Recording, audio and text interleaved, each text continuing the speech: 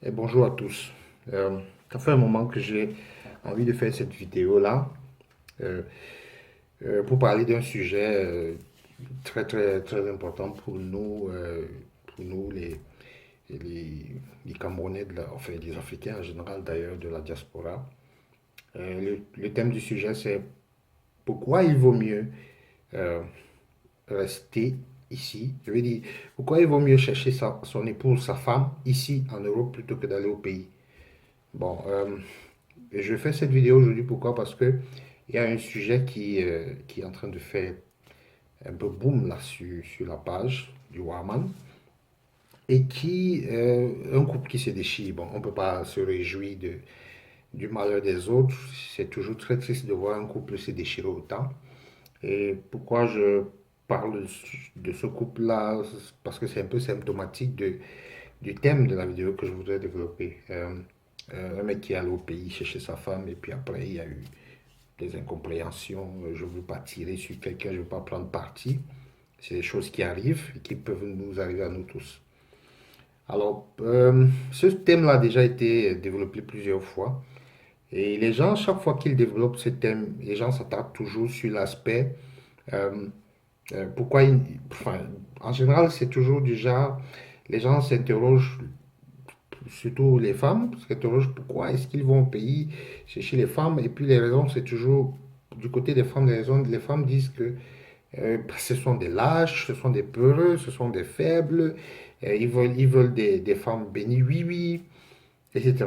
Et les hommes, eux, ils disent que on va au pays chercher des femmes. Pourquoi? Parce que les femmes du pays sont bio, les femmes du pays sont soumises, les femmes du pays sont, enfin, tous les très beaux qualificatifs qu'on peut sortir dans ces cas-là. Bon, moi, ce que je souhaiterais faire aujourd'hui, ce n'est pas de développer dans cette même lancée. Ce que je voudrais faire, c'est plutôt parler des avantages et des inconvénients d'aller au pays. Parce que je ne voudrais pas tirer soit sur les garçons, bien sur les filles. Je voudrais parler des avantages et des inconvénients d'aller chercher une femme, je veux dire, de chercher plutôt une femme ici, plutôt que d'aller au pays en chercher une. Voilà. Je ne suis pas non plus en train de dire que les femmes du pays ne sont pas de bonnes femmes. Je n'ai jamais dit ça. Je ne dis pas non plus que les femmes d'ici sont meilleures. Je ne dis pas ça non plus. Mais ce que je voudrais dire, c'est quoi? C'est que quand les journaux parlent des faits divers, ou etc., ils parlent toujours de faits qui sortent de l'ordinaire. Oui, parce que les faits normaux, généraux de la vie de tous les jours, tant que ce n'est pas extraordinaire, on n'en parle pas dans les journaux. Pourquoi est-ce que je le dis? Parce que euh, des femmes, des épouses ici qui sont comportées de façon olé olé, on en parle. C'est ça qui revient chaque fois au fil des conversations. Vous allez attendre tout le temps des gens dire voilà, il y a telle fille qui a fait ci à son mari, il y a telle fille qui a fait cela à son mari, elle a jeté dehors en plein hiver, elle a appelé la police, etc., etc. C'est ce genre d'histoire que vous allez entendre. Et c'est beaucoup plus ce genre d'histoire qui pousse certains hommes à aller au Cameroun chercher les filles. Mais ce qu'ils oublient, c'est que ces filles-là, ces cas isolés, elles sont minoritaires parce que il y a toute une grosse majorité de femmes qui s'occupent bien de leur mari, qui s'occupent bien de leur ménage, qui se comportent de façon authentiquement africaine et qui vivent en Europe depuis des années. Et cette grosse majorité de femmes-là, personne ne parle d'elles. On n'en parle pas du tout. Alors, pour revenir à mon sujet, parce que je me suis un peu égaré, pour revenir à mon sujet, je vais faire une sorte de parallèle entre un couple, enfin, un mec qui va au pays chercher sa femme et un mec qui cherche sa femme ici. Voilà. Commençons par le mec qui va au pays chercher sa femme. Tu vas demander qu'on te cherche une femme.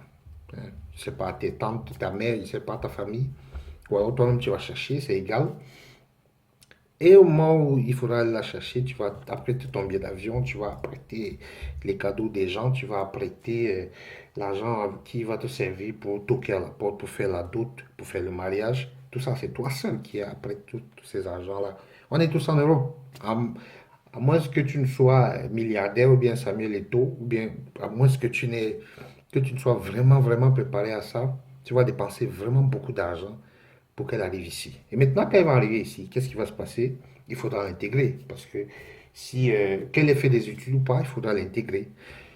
L'intégrer, ça veut dire quoi? Ça veut dire qu'il faudra prendre la permission chaque jour pour aller l'accompagner. Peut-être qu'elle doit faire des cours de langue, peut-être qu'elle doit faire des cours d'intégration, je ne sais pas quoi, ça dépend des pays.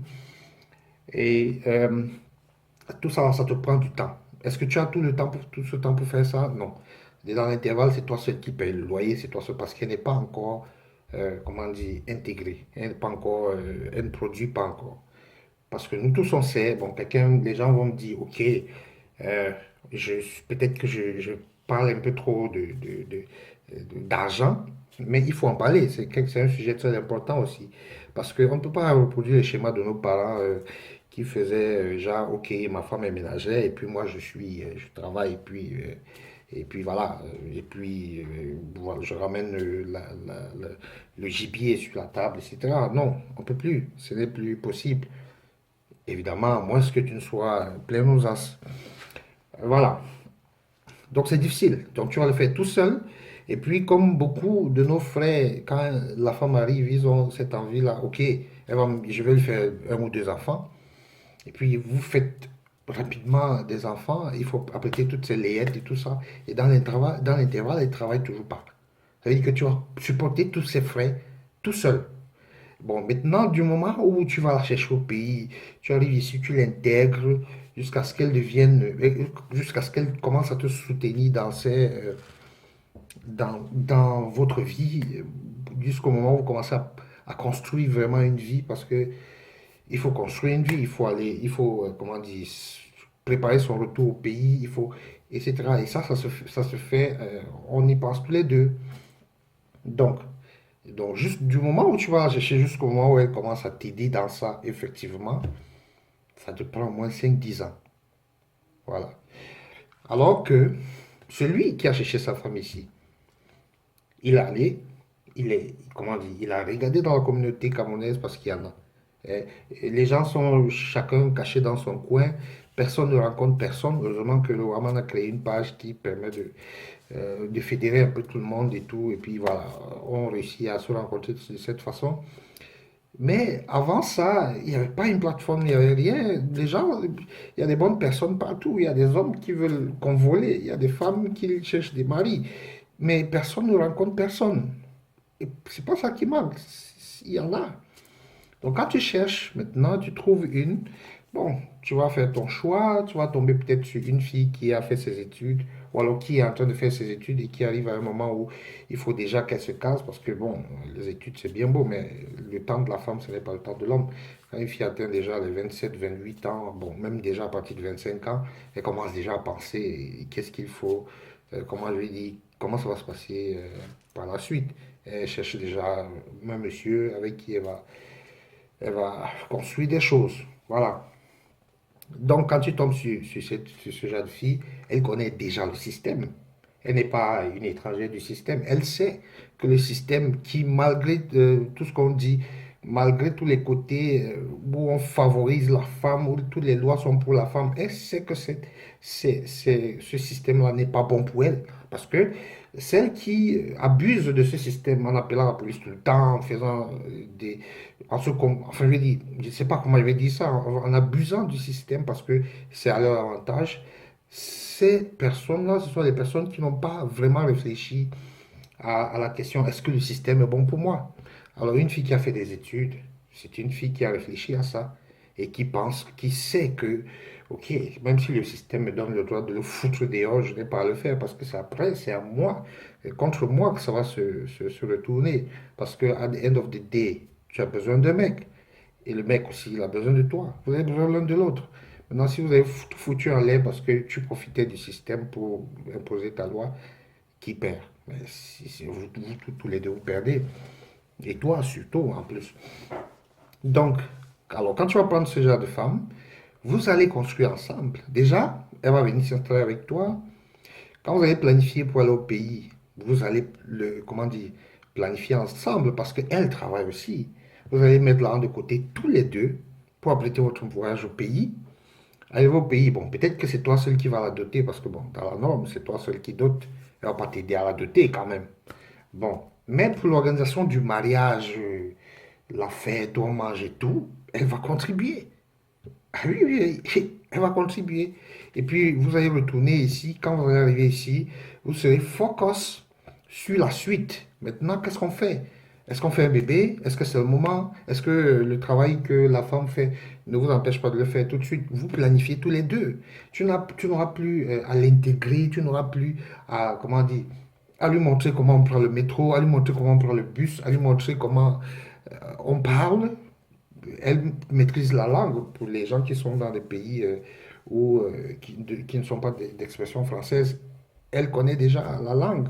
Et à partir de là, vous pouvez planifier, pendant que celui qui est au pays chercher sa femme, il est encore en train de se battre pour que sa femme comprenne comment on dit bonjour.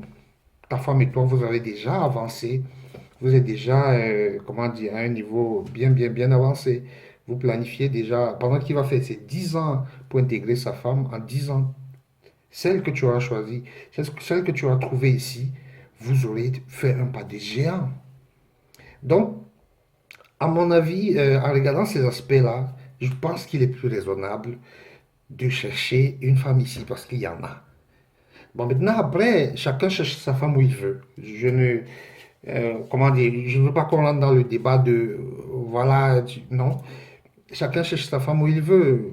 Si quelqu'un estime que c'est au pays qu'il va aller chercher, trouver son bonheur, ben, libre à lui. Si quelqu'un estime que c'est ici qu'il trouve son bonheur, ben, ça l'engage aussi. Donc, je ne, j'apporte juste ma modeste contribution par rapport à cette réflexion, parce que c'est une grosse réflexion qui nous préoccupe, nous tous.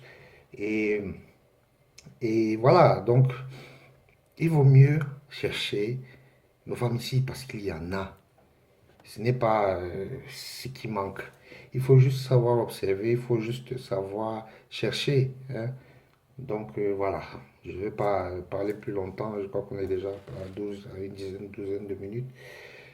C'était donc ma contribution par rapport à cette réflexion-là. Bon week-end à tous.